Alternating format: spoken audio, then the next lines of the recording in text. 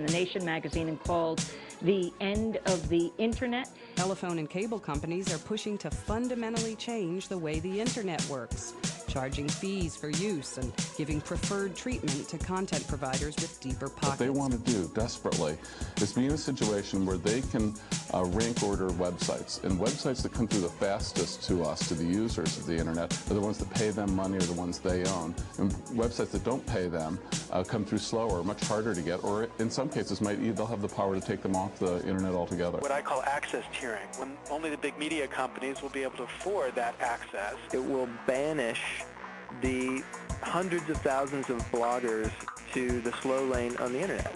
Anyone without the money to buy access to the fast lane will be relegated into the slow lane and will eventually, lose an audience, lose influence, lose the wonderful innovation of online communication. Think about your cable system.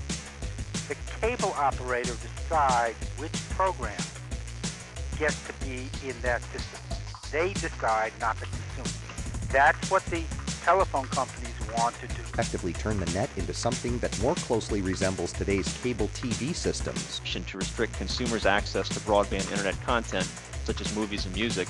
Now, that just fundamentally changes the internet. Want to have mainstream quality? Here's what you have to pay. And if you can't afford it, well, you're just going to have to go on the old dirt road. If I were in their position, if I were in a strong market position to be a gatekeeper of the internet, why wouldn't you start wanting to degrade and block content and or at least threaten to do so and extract more revenue? It makes perfect sense. I'm not saying it's evil. I'm just saying it's bad for the economy.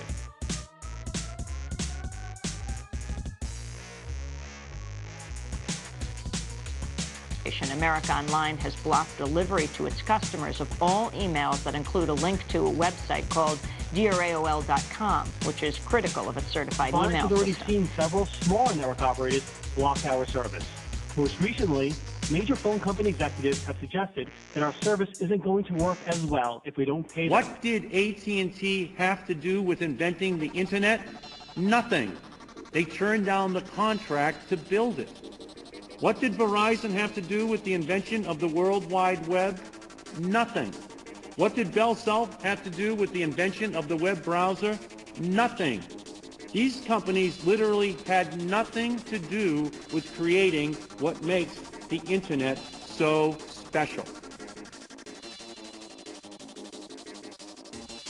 Phone and cable lobby are spending literally tens of millions of dollars trying to buy and likely have bought Washington, D.C. They went to the Bush FCC and they eliminated the prohibition against non-discrimination. Whoa.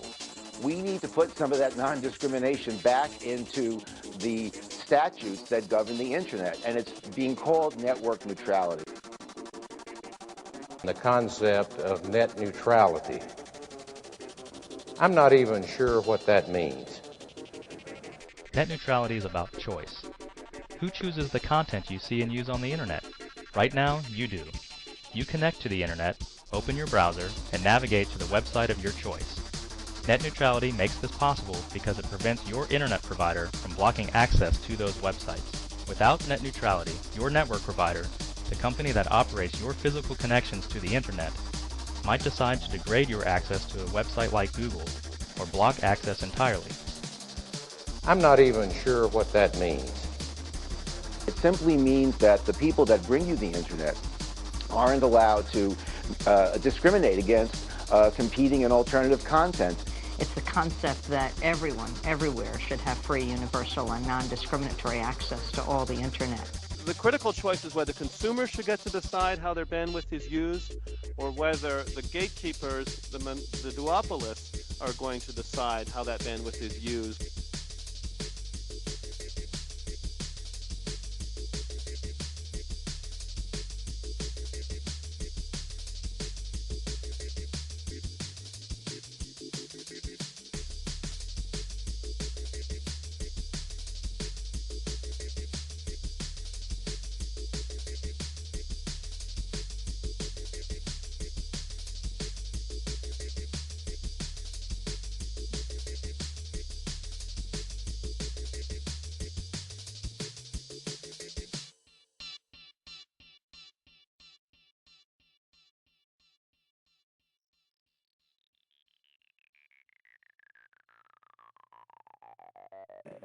If there is ever a moment for a ruckus to be raised and for the public to become seriously involved, now is the moment. We have to bring in as many people into the biggest possible movement that we can muster to register with policymakers and with the mainstream media that this issue of network neutrality is of central importance to us, and that citizens and consumers will not stand for an internet that's turned into the private property of the telephone companies and the cable companies. Really have to speak out now, because decisions made today will affect the future of television and the internet, our entire digital landscape.